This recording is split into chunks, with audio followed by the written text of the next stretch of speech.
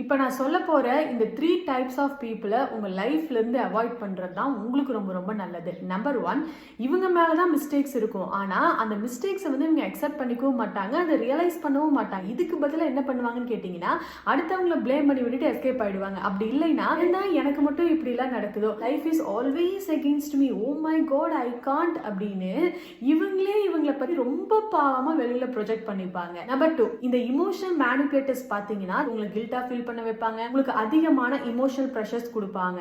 அதே மாதிரி உங்க ஒரு செல்ஃபிஷும் கூட, நீங்க ஹர்ட் ஆவீங்க, நீங்க ஃபீல் பண்ணுவீங்க, உங்களுக்கு அது ரொம்ப கஷ்டமா இருக்கும், இப்படி எல்லாம் கொஞ்சம் கூட யோசிச்சு பார்க்க மாட்டாங்க. நம்பர் 3, இந்த அட்டென்ஷன் சீக்கர்ஸ்க்கு எப்பவுமே நம்ம ஒரு ஸ்பாட்லைட்லயே இருக்கணும்னு ஒரு ஆசை இருக்கும். அதே மாதிரி இந்த ஹோல் வேர்ல்டு இவங்களை சுத்தி தான் இருக்கு, everything is all about them இப்படி வேற நினைச்சுக்குவாங்க.